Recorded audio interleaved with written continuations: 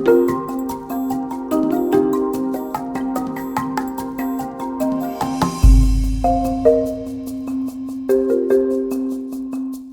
my name is Waldek Wasowicz. I'm the managing partner of PKF Octagon. I think AI is a challenging topic because it's such a wide field and it's such a new topic that you get your typical wave. You get your early adopters, you get people who jump onto the wave and they start adopting these technologies. You get many businesses that are simply waiting to see how this plays out. I think at this stage, we're in very early days of AI adoption. So what you're finding is that whilst you have pockets of tools that are available, there are concerns around safety, concerns around data breaches, and just the understanding of how you can actually use AI to enable and improve your processes.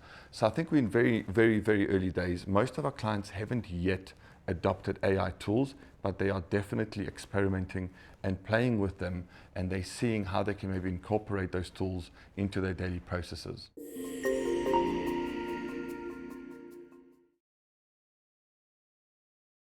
When you look at PKF Ignite, it's a platform that's aimed to serve the small business market. Traditionally, when you look at platforms like Oracle or SAP, these were only really reserved to large businesses. When you go back to the mid-90s and early 2000s, there was an evolution in small business software from manual books to computer-based bookkeeping systems, and Pastel became the most popular system in South Africa.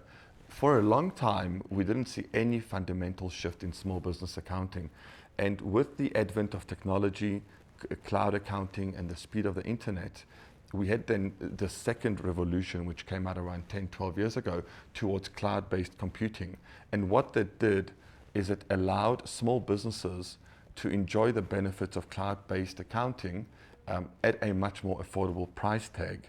What that meant for us at PKF Ignite is that we could now reimagine the way we service our small business clients. Where previously we were waiting and data was delivered to us in a very linear fashion. Your books would have to be produced by a bookkeeper. That information would come from the banks, from statements. It would take weeks or months to produce. We would get the information, start looking at producing financials. We were always backward looking, and you found that we as accountants were always focused on what happened 8 months ago. What cloud accounting allowed us to do, if you think of cloud accounting, it's a cloud in the middle. So it allows different players to put data into the system simultaneously.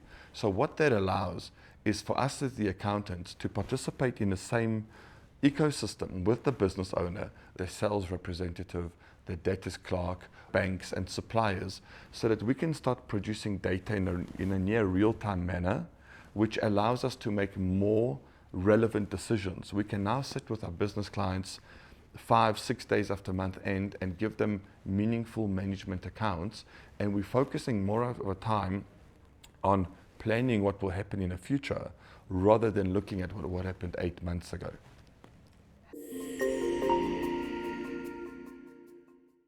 One, I think the common misconception about automation in accounting is one, that it's expensive, B, that it compromises data. People still feel that if something's on their computer, it's somehow safer.